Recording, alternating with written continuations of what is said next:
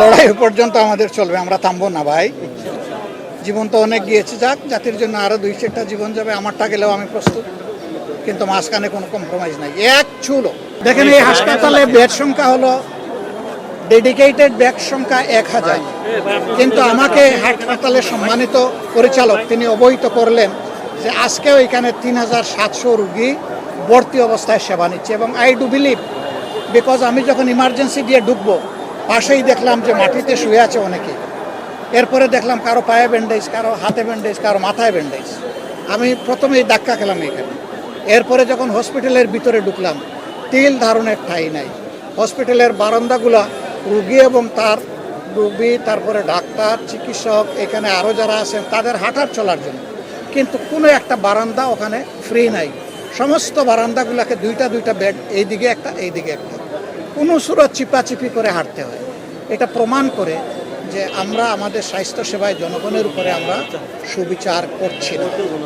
অথচ একটা সুস্থ সবল জাতি গঠনের জন্য জনস্বাস্থ্যর সুস্থতার কোনো বিকল্প নেই। আর এটা কোনো সরকারের দয়ার দান নয়, এটা নাগরিকদের প্রতি সরকারের কর্তব্য আর নাগরিকদের অধিকার এটা পাওয়া। আমরা সংসদে কথা বলবো, স্বচক্ষে দেখে গেলাম। পার্টিকুলারলি আমি ময়মনসিংহ মেডিকেল কলেজ হসপিটালের জন্য কথা বলবো।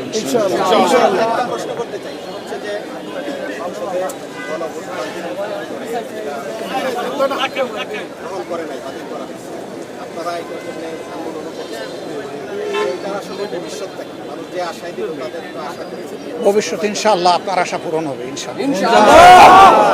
লড়াই পর্যন্ত আমাদের চলবে, আমরা থামবো না ভাই। জীবন তো অনেক গিয়েছে, যাক, জাতির জন্য আরো 2-4টা জীবন যাবে, আমারটা গেলেও আমি প্রস্তুত, কিন্তু মাঝখানে কোনো কম্প্রোমাইজ নাই, এক চুলো। জনগণের অধিকার কেউ নিয়ে টান দিবে, সে যেই হোক, আমরা এক চুল পরিমাণ ইনশাল্লাহ ছাড় দেবো।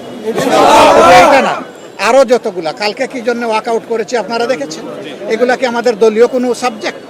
এটা জনগণের জীবনের সাথে, তার জীবনের সিকিউরিটির সাথে সম্পর্কিত।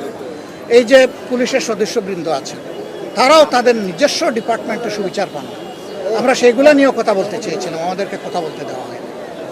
আমরা এই কথা থামাবো না, সংসদের ভিতরেও বলবো, বাইরেও বলবো। তবে সরকার তার দায়িত্ব পালনে এবং জনগণকে দেওয়া তাদের যে ওয়াদা ছিল সেটা তারা লঙ্ঘন করেছে, অন্যায় করেছে, জনগণের উপর জুলুম করেছে, জনগণকে অপমান করেছে। আমরা সেই অপমানের প্রতিশোধ হাল্লা চিল্লা মারামারি করে নিব না, জনগণের অধিকার কঠোর আন্দোলনের মাধ্যমে আদায় করার মাধ্যমেই নিব, ইনশাআল্লাহ। আসসালামু আলাইকুম। আর আজকে সবগুলাই আমরা একটাও ছাড় দেবো না। এটা হচ্ছে ময়মনসিংহ মেডিকেল কলেজে। Thank you so much.